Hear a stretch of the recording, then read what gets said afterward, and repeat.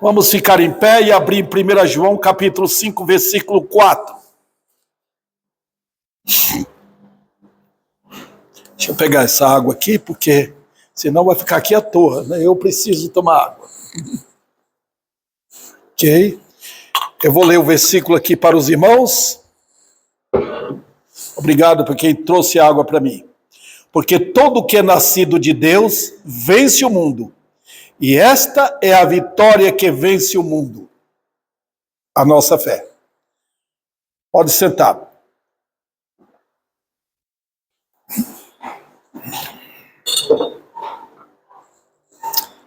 Eu quero pregar hoje à noite. Eu espero que a mensagem seja de um trabalho maravilhoso do Espírito de Deus nas vossas vidas, como é na minha vida, né? Às vezes a gente chega tempo, irmãos, de olhar, meu Deus, o que pode fazer no mundo desse? No mundo que não dá vontade de viver mais, né? Mas nós temos esse versículo aqui, a vitória que vence o mundo é a nossa fé. Eu coloquei como tema aqui, irmãos, outro pastor colocaria outro tema, o invencível povo de Deus. A igreja é e foi sempre e será sempre o invencível povo de Deus. Eu começo aqui mostrando para os irmãos que o mundo é um palco de guerra. E os irmãos devem concordar, e que se não concordar, vocês vão ter que lutar contra a Bíblia. Porque o mundo é um palco de guerra dos homens contra Deus. É um lugar de pecado. E onde tem o pecado é guerra. Né? Então, irmãos, outro detalhe aqui importante para nós sabermos é que os inimigos nossos não tiram férias. Não tiram férias. Um pastor que vai para a praia, por exemplo, ele deve levar consigo todo o material no seu coração. Oração, Bíblia, tudo. Leva consigo. Né? Porque ele precisa estar sempre preparado. O mundo é assim. E quando os irmãos leem o livro dos Salmos, vocês vão perceber que os salmistas, aqueles homens, eles sempre estavam compreendendo que eram cercados de adversários. O mundo é assim. Homens como Lutero, por exemplo, chegou o tempo de Lutero pensar que estava vendo mesmo Satanás lutando contra ele. A ponto de pegar o tinteiro e jogar numa algo invisível. Por causa de quê? Por causa do tipo de trabalho que ele estava fazendo, irmãos. Enfrentar a Igreja Católica, enfrentar o Papa, era uma obra terrível. Os irmãos não imaginam. Mas a igreja, queridos, não importa o número.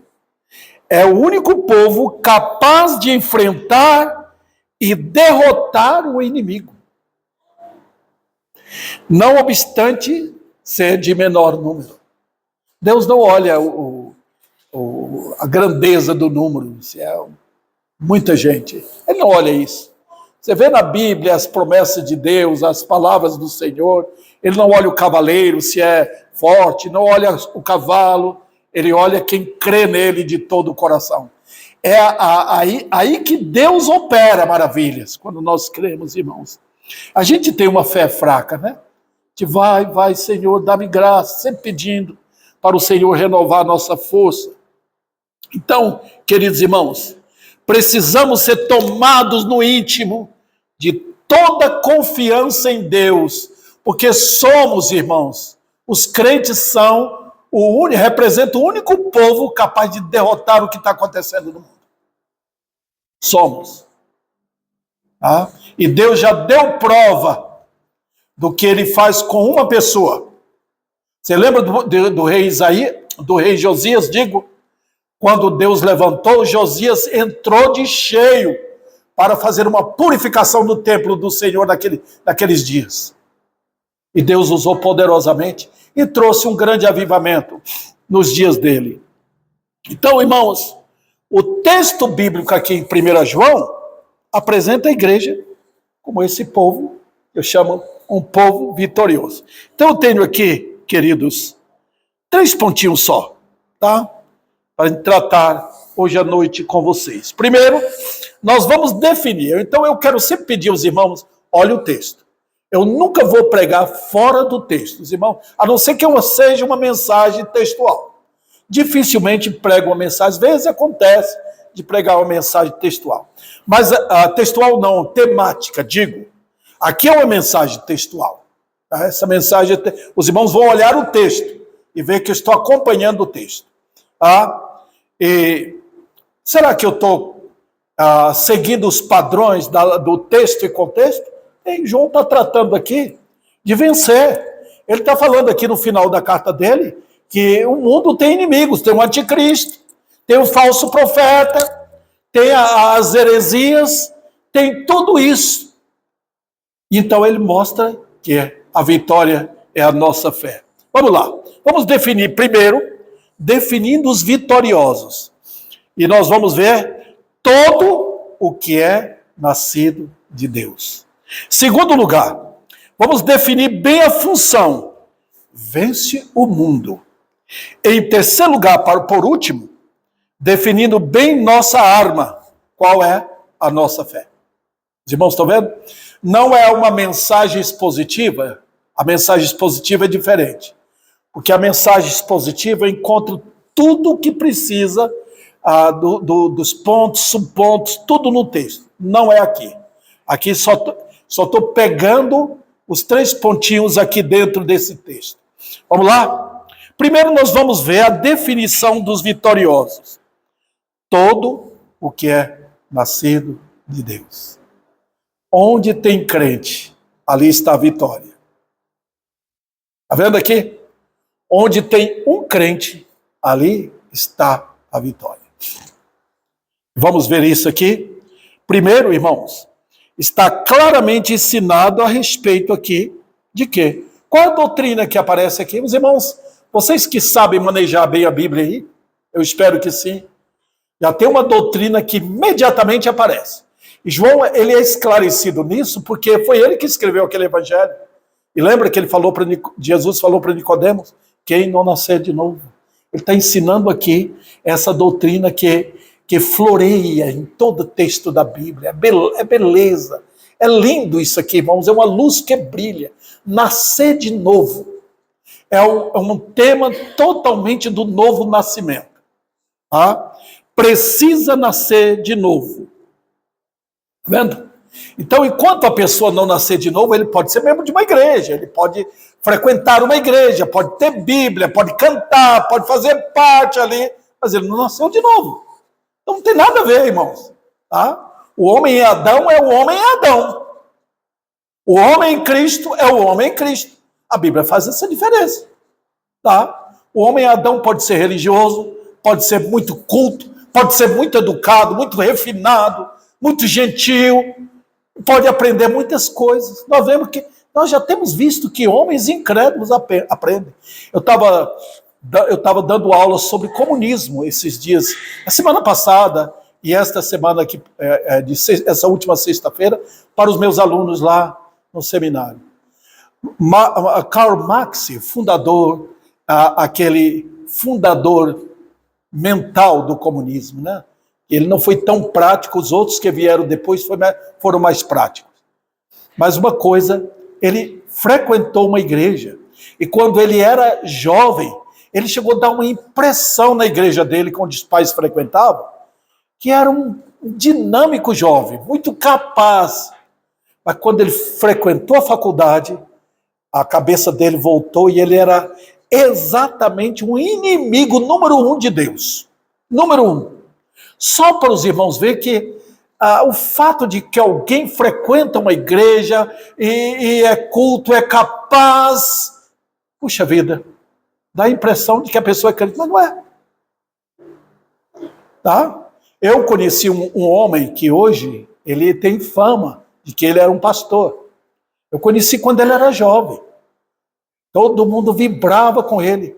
hoje é um inimigo do Evangelho. Inimigo do Evangelho. Tá? Então, queridos irmãos, nada tem a ver.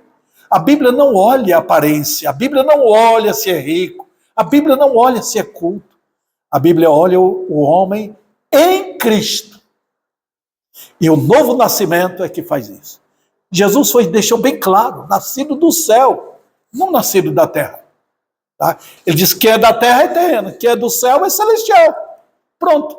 Se tem um crente na sua casa, maravilha. Se tem um crente no bairro, ele transmite justiça. Se tem um crente no poder de uma cidade, ele transmite justiça. Vamos lá. Agora, acerca daqueles que são nascidos de novo, o que nós podemos aprender? Não vem do homem. Nascimento, não, nem você. Você não nasceu porque você quis. Tá? Eu não vim ao mundo a não ser por interesse de meus pais. A união de seu Raimundo e Dona Rosa foi que gerou Davi e os outros meus irmãos.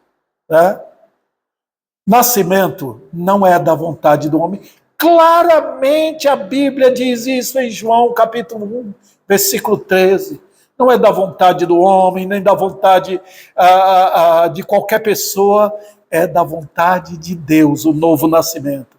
Os irmãos percebem que só tratar do novo nascimento já seria suficiente para mostrar a soberania de Deus. Ele faz o que ele quer, ele é Deus. Outro detalhe, irmãos, são resultados da palavra de Deus e do Espírito. Os irmãos lembram desse texto?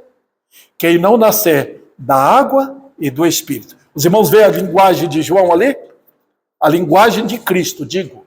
Ele fala com um judeu. E quando ele conversa com Nicodemos, que era judeu, conhecedor das verdades do Velho Testamento, ele fala água. Ele usa água. E água na Bíblia, ali em João, claramente é a palavra de Deus. Vós já fostes lavados, tá vendo? Lá no capítulo 3, já fostes lavados, purificados pela palavra.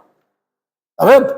Então a linguagem de João. E pelo Espírito, nascimento novo é obra do Espírito Santo e da palavra. Duas sementes, irmãos. Sempre nascimento provém de duas sementes. Né? O homem e a mulher. No caso feminino, masculino. A Bíblia também fala do novo nascimento, do Espírito e da palavra. Tá?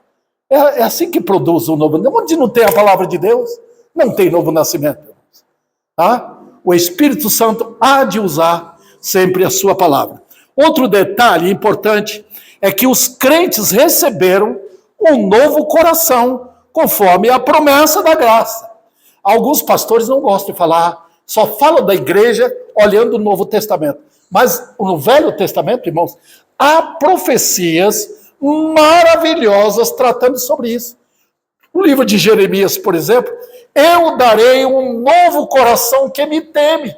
Isso é novo nascimento, queridos. Eu, porém, tirarei o coração de pedra, Deus fala isso em Jeremias, e colocarei um novo coração que vai me temer.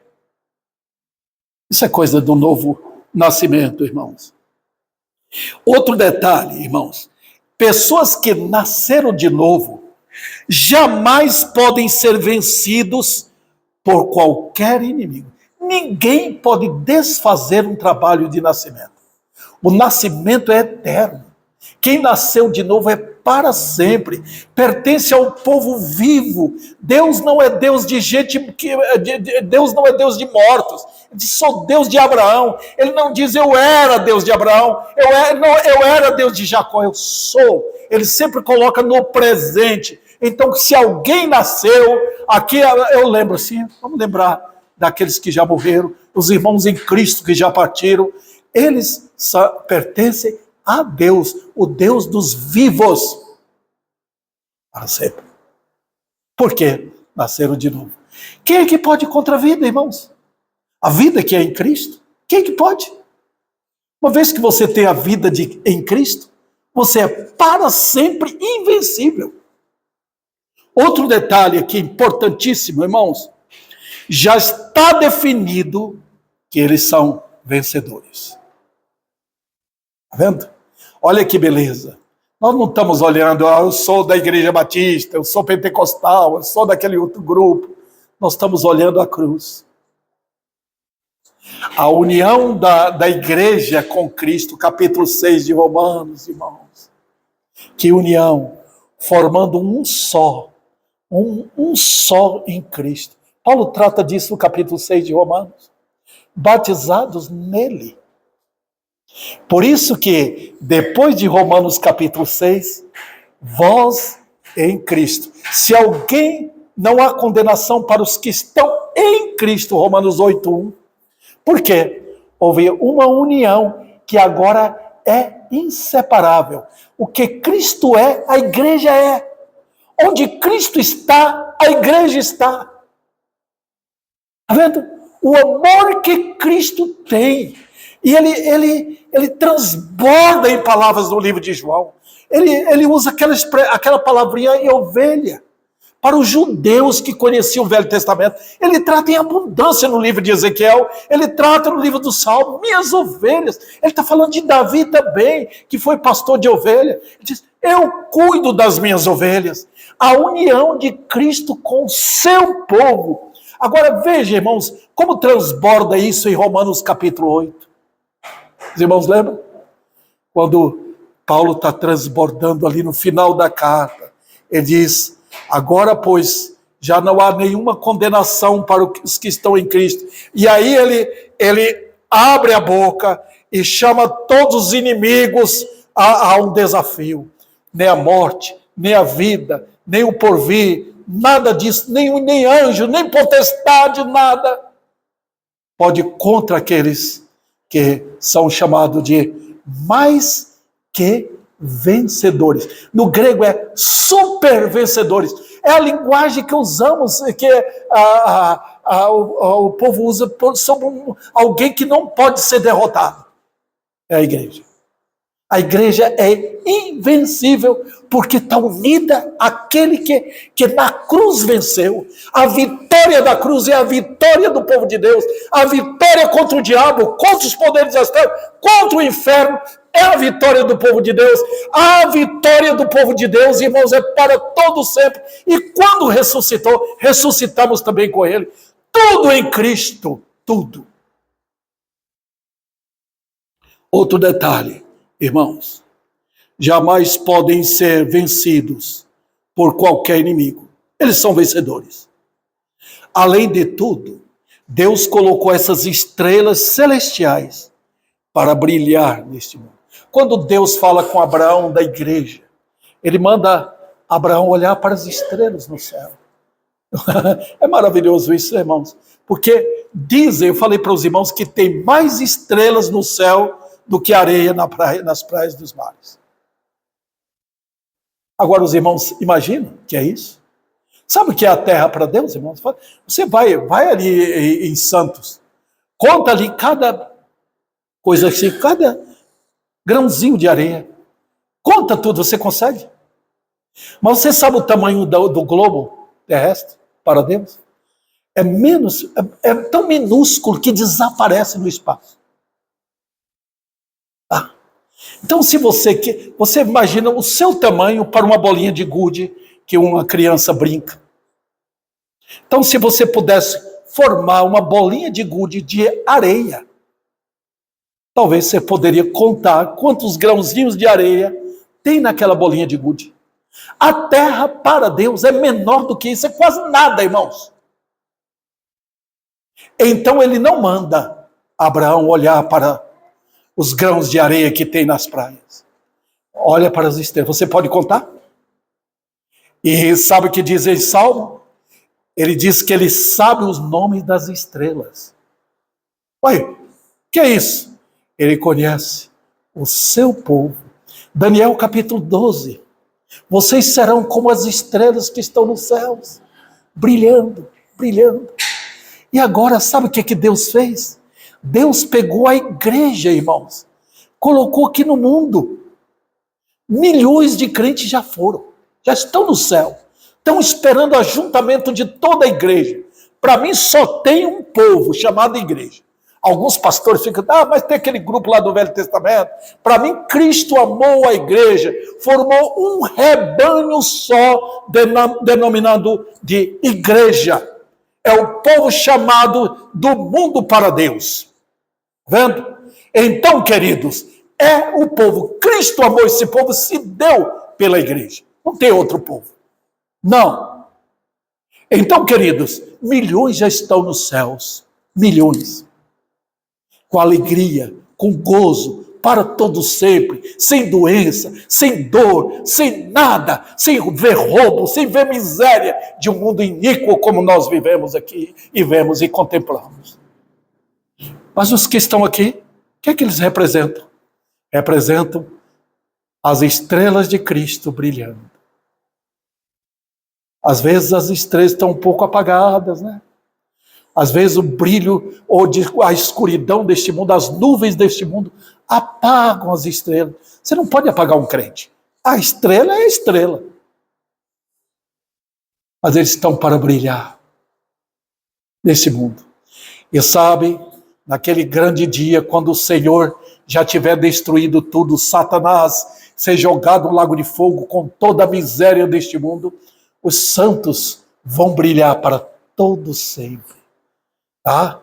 É a grandeza desta imensa salvação que há em Cristo Jesus. Vamos lá. Está bem claro que não podem estar neste grupo os que são apenas nascidos em Adão. Que tristeza, né? Eles não são vencedores. Dá uma olhada no homem. Olha a vida do homem no pecado. Ele é vencedor? Não, ele é derrotado. Nem dinheiro, nem fama, nem cultura, nem amizade, nem saúde podem essas coisas fazer do homem em Adão um homem vitorioso. Ele já é derrotado para todo sempre. A única vitória, irmãos, é se estiver ligado a Cristo. Não tem outro meio. Ou o homem está ligado a Cristo Jesus, por aquela unidade que houve ali na cruz, pela escolha na eleição, pela a ligação na cruz do Calvário. Se não houver isso, o homem é completamente derrotado. E Deus não trata com lisonjas. Olha a vida de Faraó, aquele monarca altivo, arrogante, desafiando a Deus. Deus simplesmente brincou com ele. Para isto te escolhi, para que você te elevei, para que o meu nome fosse proclamado em toda a terra. Você está apenas, Faraó, proclamando e engrandecendo o meu nome. Insiste. Foi atirado no Mar Vermelho, sepultado lá com seu exército, brincando com Deus. Olha, queridos irmãos, o homem pode ser o que for, pode ser grande, ter dinheiro à vontade, pode ter fama mundial, mas em Adão ele não é nada. Também, queridos, o homem em Adão, eles não podem, nem querem lutar contra o mundo. O único presente que o homem tem é isso que ele vê. É o céu dele. Ele vive disso aqui, irmãos. Ele vive da fama, de ganhar dinheiro, das amizades, da religião dele, dos ídolos dele, da saúde dele e dos prazeres que o mundo tem. O homem em Adão, ele vive daquilo que Adão quis. Você quis o pecado? Está aí. Você quis ouvir a voz da serpente? Está aí. Aí aparece Caim para produzir o mundo que o mundo gosta.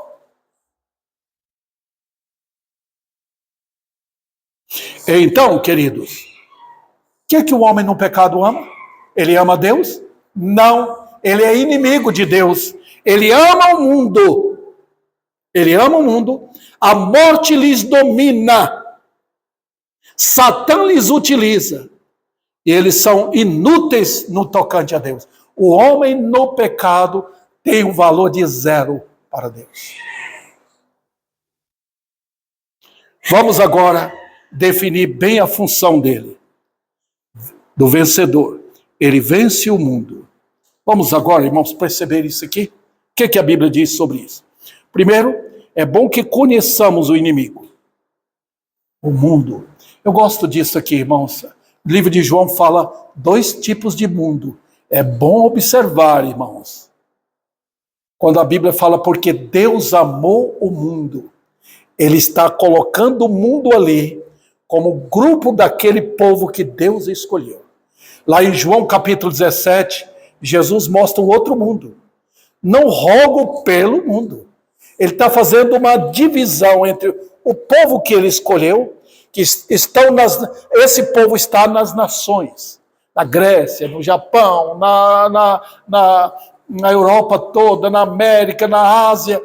Tem esse povo chamado o mundo, esse povo que Deus amou. Mas tem um povo que Deus não amou. Diz, não rogo pelo mundo. Jesus estava mostrando o quê? Tem um mundo que ele nunca amou. Nunca. E aí, queridos, vamos conhecer isso? É interessante que a palavra mundo, ele mostra impressionantemente a capacidade do diabo. A palavra mundo é a palavra cosmos, de onde vem a palavra cosmético. A palavra organização na Bíblia vem de cosmikos. A ideia é que o mundo é bem organizado. A gente percebe isso na forma como Satanás conduz o mundo dele numa mentalidade incrível da parte de Lúcifer. Ele tem uma habilidade para organizar. É claro que Deus conferiu isso para ele. Deus deu a autoridade de um Deus com letra minúscula para Lúcifer. E ele sabe. Os irmãos podem perceber também na vida daqueles que governam. A Bíblia diz que Deus que ergue os líderes deste mundo. Os homens têm capacidade para isso. Organização, fazer isso, fazer aquilo. O mundo é organizado. E é essa organização que dá uma certa alegria no coração do povo do mundo. Eles sentem essa organização. O mundo tem suas festas, tem todos a organização política, a organização religiosa. O mundo é assim. Olhe bem Sodoma e Gomorra. A gente pensa lá de cá que era toda a cidade infestada de maldade, mas não era. Tinha um povo ali que trabalhava pelo bem da sociedade. Nós temos, vamos espelhar em Ribeirão Preto. Você sai aí, você vai ver maldade, perversidade, homens perversos, mulheres perversas, jovens perversos, drogas, imoralidade, bares abertos, motéis abertos. Depois vem o carnaval, tem suas religiões também, mas tem uma população que trabalha para isso. Que opera ajudando a sociedade. Tá? Construindo a sociedade. Era assim, em Sodoma. Casava, construía, plantava, dava em casamento. Isso é organização. Está vendo? Os irmãos percebem como Deus deixa. O mundo é assim. E o mundo fornece aos mundanos um sentido de segurança. É assim que o mundo é. Por isso que eles gostam daqui. Agora, os irmãos vão perceber também que quando Deus tira a sua aprovação, suas bênçãos, sua proteção que vem dele para o mundo geme de medo, horroriza. Por exemplo, se começar a chover demais, o mundo não tem controle. Até certo ponto, Deus dá a bênção dos homens saber o que vai acontecer. Por exemplo, o jornal pode dizer, olha, vai chover amanhã. E muito. Mas eles não têm controle para evitar a chuva. Então, de certa maneira, Deus diz, até aqui vai. Mas se eu tirar a mão, o mundo vai sofrer terror. Percebem? O mundo vive, irmãos, à luz daquilo que a soberania de Deus controla tudo. Por exemplo, supomos que amanhã cedo, eu normalmente acordo 4 horas, né? Chega 6 horas, está tudo escuro. 7 horas está tudo escuro. O que o povo vai fazer? Entra um pânico tremendo, um horror. o povo começa a gritar, porque o mundo depende dessa liderança de Deus para dar ao mundo o que o mundo precisa. O sol, a chuva, a noite para descansar, a comida, tudo precisa. O mundo se organiza dependendo de Deus. Está vendo? Agora, queridos irmãos, esse é o mundo. Veja bem o que estamos querendo dizer. O mundo tem um líder. E esse líder é o diabo. O mundo jaz no maligno. O mundo inteiro jaz no maligno. 1 João 5,19. Está nas mãos dele. Então, conheçamos o mundo. Ele tem 3 armas. O mundo tem paixão dos olhos. É aquilo que os homens gostam de ver. Imoralidade e outras paixões que o mundo tem. Os homens não vivem sem isso, irmãos. Paixão da carne é aquilo que a carne precisa, que quer. E nós vivemos num mundo de euforia carnal. A tecnologia alimenta ainda a carne e os olhos.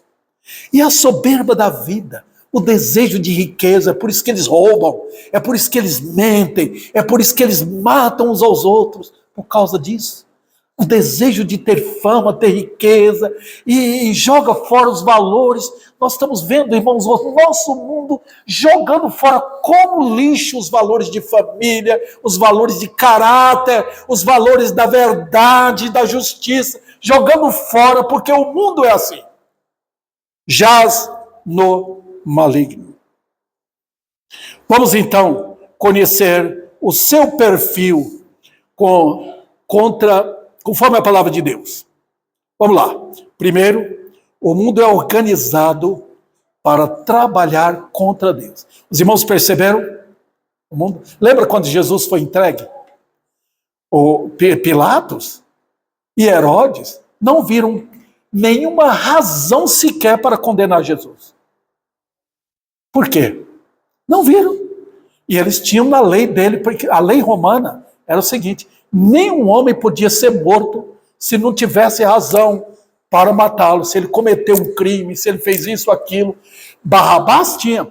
Mas o mundo, irmãos, é o seguinte: o mundo vai numa justiça até que eles veem que a justiça chegou aqui, eles não podem mais. A justiça do mundo segue até certo padrão e para no precipício. Os irmãos percebem? Nós temos que ser justos. Então, os judeus foram querendo uma justiça até chegaram à frente com o Senhor Jesus Cristo e viram que a justiça dele, de Cristo, era perfeita, porque tinha um significado de justiça vertical e horizontal. Jesus agradou o Pai, Jesus serviu as pessoas, Jesus foi bondoso, Jesus pregou a verdade, Jesus viveu a verdade. Então, essa justiça não serve. Então, o mundo vai até certo ponto. Chega a certo ponto, desmancha a sua justiça. Então, facilmente o mundo troca o Cristo por Barrabás. Está vendo? Chega aqui, nós queremos justiça. Mas chegou em Jesus, não queremos. Queremos Barrabás. Porque esse é o mundo, irmãos, religioso, político. Nós vemos hoje uma luta tremenda contra ladrões, contra os traficantes, contra essa atividade terrível, perversa de homens e mulheres aqui em nosso país. Mas olha o outro lado. Os irmãos perceberam, aqueles que estão lutando contra isso, coloque perante a justiça de Deus, eles não têm como falar. Vocês estão vivendo para a glória de Deus? Vocês estão fugindo da tentação? Vocês nunca roubaram? Nunca pegaram em nada dos outros? Vocês podem amar suas esposas? Vocês podem honrar a Deus no viver? Vocês estão vivendo para a glória de Deus, servindo a Deus, usando o dia do Senhor para a glória dele? Ou vocês têm consciência culpada? Os irmãos percebem que tem 2 grupos no mundo. E luta esse grupo chamado direita e esquerda. Eles lutam um contra o outro. Mas, na realidade, quando enfrentam a verdade de um caminho reto, os dois se opõem contra Deus. Esse é o mundo. Veja então, irmãos, eles vão mostrar crueldade contra Deus. E a prova disso nós vemos na Bíblia e vemos também hoje. Olha o Velho Testamento, irmãos, como eles lutaram contra os profetas. Homens santos de Deus, pregando a verdade. Olha o Elias, o Eliseu, o Micaías. Olha outros profetas que foram assassinados. Por quê? Pregaram a verdade. Eu estou falando com os irmãos que eles nem pregaram para outras nações perigosas. Falaram com o povo de Israel. Por quê? Porque a justiça do mundo não é justiça, é injustiça. O mundo vai até certo ponto, brilha até certo ponto, tem a sua dinâmica em escola, em faculdade, em exército, tem essa dinâmica, mas quando chega ao ponto de querer olhar para Deus e encarar a justiça de Deus, o mundo, a bola estoura, irmão, não suporta. Você não pode confiar na justiça do mundo. E sabe, quando o mundo melhora um pouco, é porque Deus entrou em ação pela igreja. Os irmãos percebem agora? Quando há um respirar, uma atmosfera de beleza, de bondade, de justiça, os crimes são tratados seriamente, o povo tem segurança, é porque Deus usou a igreja. Eu sempre refiro o que aconteceu na Inglaterra e naqueles países lá da Europa, no tempo de Spurgeon e outros homens. Foi que aquelas nações estavam tão corrompidas, marcando uma destruição de Deus, quando Deus levantou homens que começaram a pregar, chamados puritanos. E Deus trouxe grande avivamento na Inglaterra. Por quê? É a mão de Deus. Porque se ele solta o mundo, o fedor da iniquidade começa, irmãos. A corrupção é tanta que é como mortos que estão fedendo porque não foram sepultados. Também o mundo é ardiloso, é sedutor, é escravizador, é lisonjeador. Quando Deus solta o mundo, Satanás põe sua mão e aí começa aquela atmosfera de maldade.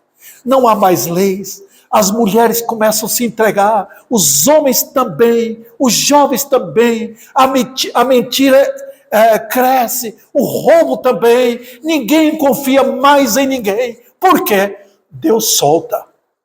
A mão de Deus é como uma parede no rio, impedindo que aquela água venha e destrua cidades abaixo. A mão de Deus segura para que os homens não matem uns aos outros.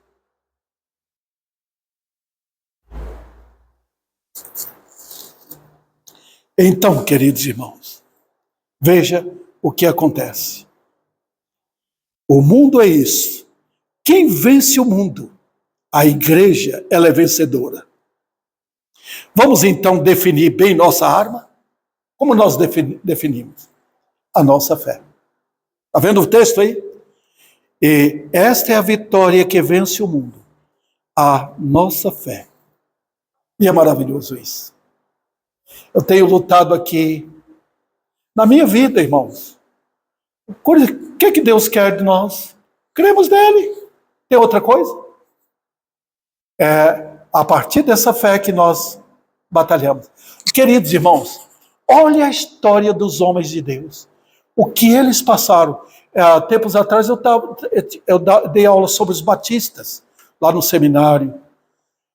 A história dos batistas não começou como a história dos presbiterianos. Lá. Os batistas eram um grupo, sabe, que batizava. Assim, todo mundo via. Era um grupo que não participou da contaminação da Igreja Católica. Não. Mas vários homens saíram da Igreja Católica, irmãos. Vários se converteram mesmo. E foi assim que aquela igreja, escondida, no mato, perseguida, muitos mortos, foi esta igreja que venceu. Veja. E agora, queridos irmãos, veja, é a nossa fé. A Bíblia trata disso? Sim. Vamos lembrar de Judas. Se vocês puderem ir comigo, naquela pequenina, penúltima carta que tem na Bíblia, e vocês já sabem, a última sendo Apocalipse, então a penúltima é Judas. Uma cartinha de alguns 23 versículos, se eu não me engano, né? Ou 26. Eu já achei aqui, irmãos. Tem 25 versículos, tá? Mas olhe bem o que Judas fala. Esse Judas aqui, ele era irmão de Cristo. Mas ele depois que ele se converteu, ele ficou tão humilde, ele soube que Jesus, percebeu que Jesus era Deus. Eu acho que a mãe deles falou, eu gerei ainda quando era virgem, fiquei grávida dele. Eles não gostavam de Jesus antes da morte e ressurreição. Depois da morte e ressurreição, esses homens irmãos de Jesus se converteram e se tornaram líderes, pastores na igreja em Jerusalém. Aqui está Judas dizendo, servo de Jesus Cristo. Ele não diz, eu sou irmão dele por parte de mãe, sou irmão de Tiago. Eles ficaram tão quebrantados diante desse fato. Mas o que importa aqui, irmãos, é que o pastor Judas vai escrever para a igreja. Ele estava cuidando de uma igreja. Ele era zeloso pela igreja lá em Jerusalém. Ele diz aqui no versículo 3, amados, quando empregava toda a diligência em escrever-vos acerca da nossa comum salvação, foi que me senti obrigado a corresponder-me convosco, exortando-vos a batalhardes diligentemente. Pelo quê? Pela fé que uma vez por todas foi entregue aos santos. Deixa eu falar um pouquinho sobre isso aqui. Não vou gastar muito tempo, irmãos. Eu vou lembrar aqui que Pedro, ele está inspirado pelo Espírito Santo. Por isso que ele escreveu isso aqui. O que ele está escrevendo? Ele está escrevendo aqui, colocando o que estava acontecendo na prática, o que Pedro falou na sua segunda carta. Pedro falou na sua segunda carta o que ele refere aqui. Nos últimos dias virão elementos desse tipo, xingando Jesus, não gostando dele, pregando coisas contra Cristo, negando a Cristo como Senhor. Lembra? Pedro fala em tom de profecia. Judas não. Fala, o que ele falou, chegou. Os irmãos percebem? Era como se, vamos supor, há 100 anos atrás, Spurgeon falava, daqui a 100 anos vai acontecer isso. Então chegasse aqui e falava, chegou. O que ele falou, chegou. É isso que Judas está falando. Esses homens já estão em atividade. Essa carta veio exatamente antes de Apocalipse, irmão, para mostrar a vinda de Cristo. Esta carta serve como um tapete para mostrar que Cristo está voltando. Mas nota o que ele fala. Eu quero tomar aqui, irmãos, pela fé que uma vez por todas foi entregue aos santos. Impressionante. Ele diz, não foi entregue só aos pastores. Alguns pensam aos pastores. Não, aos santos. A palavra de Deus foi entregue a você, querido irmão. Então, nós estamos vivendo numa sociedade hoje tão minada na mente, tão tomada por emoções, que não para pensar. A fé nos foi entregue. Que fé é esta, irmãos? A fé que está falando aqui é aquela fé que começa na salvação e ela desenvolve em todos os aspectos. O que eu creio de doutrina, o que eu creio nisso, o que eu creio nisso, o que eu creio nisso. Ela tem que ser tão firmada em cima, colocada igual parede, construída em cima de um alicerce bem sólido. É assim que é a fé. E ele também coloca aqui a fé como uma arma de combate. Está vendo o que ele diz? Para batalhardes, ele diz, pega a espada, querido irmão. Pega. Ah, pastor, mas não está por lutar contra quê? Você está sendo atacado. Você está sendo atacado no seu lar, na escola, lá na faculdade. Você está sendo atacado dentro da igreja. O mundo religioso está atacando. Pegue a espada e luta diligentemente, pela fé que de uma vez por todas nos foi entregue. Está vendo? Eu creio. Olha, queridos, irmãos morreram por isso. Homens e mulheres deram suas vidas por causa dessa fé. Não abriram mão, não. Milhares foram sacrificados, sofreram por causa dessa fé. Não abriram mão. Hoje milhares abandonaram, traíram o Senhor, negaram o Senhor, jogaram fora a sua fé. Para quê? Ter a aprovação dos outros, ter dinheiro no bolso, ter amizade, ter tudo isso. Queridos irmãos, não foi assim com os santos. Os santos do passado sofreram, mas não abriram mão da sua fé. É isso que João está tratando na carta lá. A nossa fé. E agora, eu volto ao texto lá de 1 João, para dizer o quê? Ficou demonstrado o fracasso de qualquer outra área. Nós não temos outra área. Queridos irmãos, nós temos a palavra. A palavra de Deus é tudo. É tudo. Tudo o que eu preciso. Tudo o que eu preciso. Então eu vou gastar-me de uma carta. Falou, o homem de Deus tem que fazer sua traseira ficar quadrada de tanto ler a Bíblia, de tanto se gastar. Conheça, o homem de Deus deve conhecer, e a igreja também voltar totalmente para a palavra. Eu já conheci, irmãos, cristãos simples, mas foram valentes, vitoriosos, não abriram mão das suas convicções, porque eles gastaram tempo na palavra. É a sua fé, querido. E hoje, você, irmão, está sendo provado para ver se você está com a espada na mão. O que você diz que crê em Jesus, você mostra isso na sua vida? A coragem de enfrentar a luta diária, a luta de joelho no chão, orando constantemente, Senhor, me dá graça para vencer. A vida cristã é assim, é empunhar a arma contra Satanás, contra o mundo inteiro que volta contra você, querido. Basta que você queira ser mais santo. Basta que você queira estar mais perto do Senhor. Basta que você queira abrir a boca para falar da verdade com quem quer que seja. Você não vai ter medo. Outro detalhe, irmãos. A religião, as habilidades naturais, as organizações filantrópicas, a cultura, nada disso serve para dar vitória. É só a sua fé. Você tem que examinar a sua fé. Lembra quando Davi chegou para lutar contra Golias?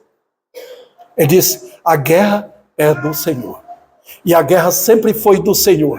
Desde que a guerra é pela verdade. Desde que a guerra é pela justiça. Desde que a guerra é pelo evangelho da cruz. Desde que a guerra é pela glória de Deus. Então a guerra é do Senhor. Então, querido irmão, você foi chamado para essa batalha. Muitos abandonaram. Muitos não querem saber de lutar. Foge, fica oculto na sua casa, não vem para a igreja, não querem lutar, não querem pegar arma, querem ficar sem compromisso nenhum, quer uma vida fácil, queridos irmãos. Isso não é guerra.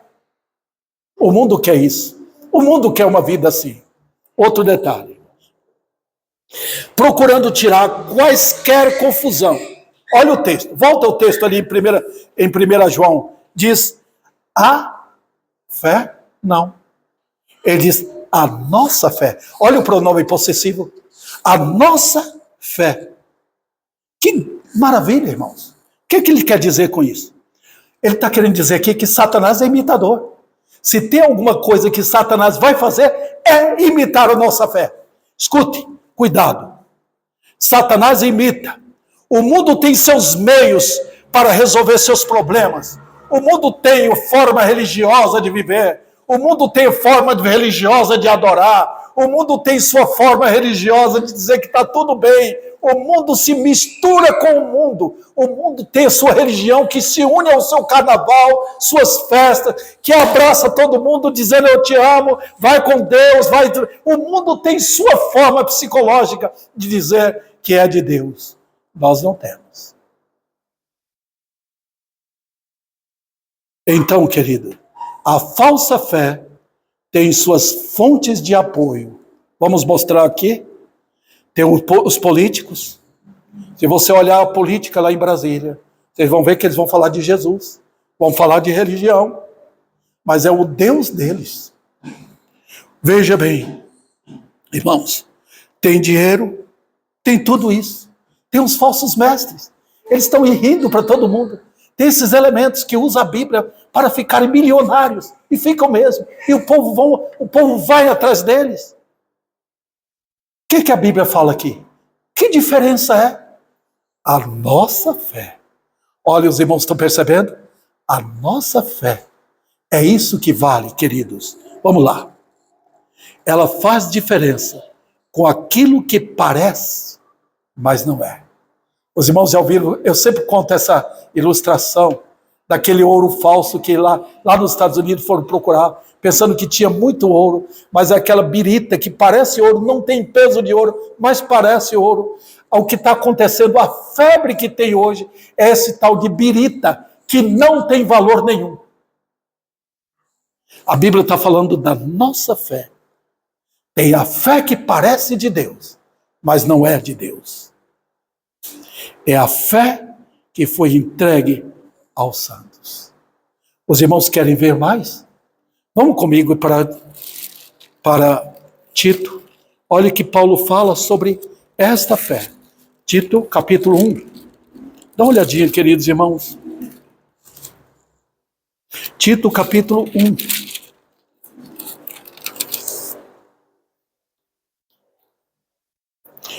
Versículo 1. Paulo, servo de Deus e apóstolo de Jesus Cristo, para promover a fé que é dos eleitos de Deus. Deus não vai promover a fé mundana, a fé ecumênica, a fé dos espíritas, a fé do mundo perigoso, o mundo que abandonou Deus.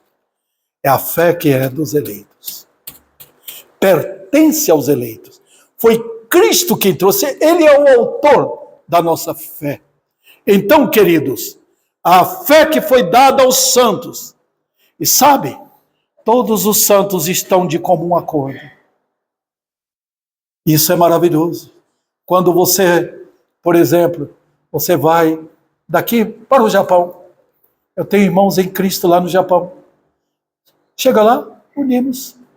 Se eu vou lá na Bahia, tem os irmãos em Cristo lá na Bahia. É a fé que foi entregue aos santos. Está vendo? Quantos irmãos em Cristo que eu conheci já morreram? A fé que foi entregue aos santos. Não é maravilhoso? Há uma linguagem comum com todos. Olha os santos, eles amam a Cristo. Olha os santos, eles amam a palavra de Deus. Olha os santos, eles querem a verdade, eles querem a justiça, eles querem a história da cruz. Essa é a história dos verdadeiros servos de Deus.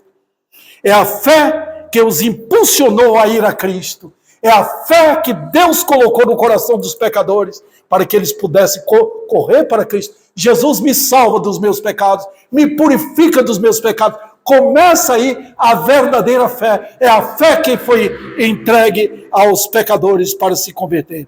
É a fé que vê o invisível. Impressionante. A pessoa que vai a Cristo, ela vê o invisível. É isso que a Bíblia trata. Nós não olhamos para o que aparece para nós, para aquilo que nós podemos tocar, para aquilo que é tangível. Nós olhamos para o invisível. A fé que nos toca em nosso coração, que nos dá uma visão da verdade. Então, eu quero terminar aqui, mostrando aos irmãos, por que vence? Por que vence? Por quê? Vou mostrar três razões. Porque em nada aceita a fé verdadeira, não aceita as propostas do mundo. Nós não queremos o que o mundo oferece. O mundo oferece riqueza, o mundo oferece prazeres, o mundo oferece uma religião gostosa, tranquila, sem perigo nenhum. Você não vê Satanás atacando as mentiras. Então, os irmãos percebem, a fé não aceita isso.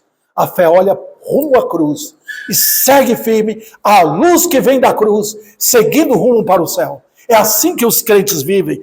A fé se sustenta naquilo que não vê, a fé vê o invisível, o nosso Deus, o Deus da Bíblia. A fé também, irmãos, sobrevoa as asas da eternidade. Nós passamos por cima daquilo que o mundo se sustenta. Nós vemos a eternidade. Passamos além da morte, e vemos a Nova Jerusalém, as glórias eternas, os santos que já estão lá. É isso que nós almejamos e caminhamos para lá.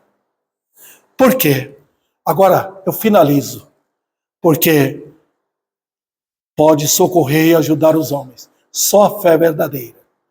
Homens que foram usados por Deus, foram homens e mulheres que creram, que não abriram mão, foram bênçãos nas mãos de Deus.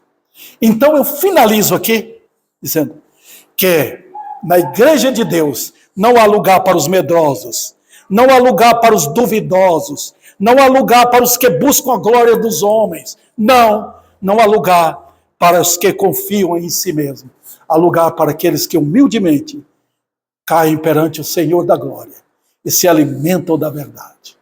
Sim, é assim que começa a vida cristã, quando pecadores vão a Cristo. É ali que começa a vida do homem ou da mulher. Eles se rendem a Cristo, o Salvador. É ali que a fé começa. E aí vai para todo sempre.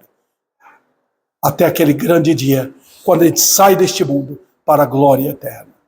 Talvez tenha algum pecador, que deseja se arrepender dos seus pecados e se converter. Hoje é o dia da salvação para todo aquele que realmente crê em Cristo.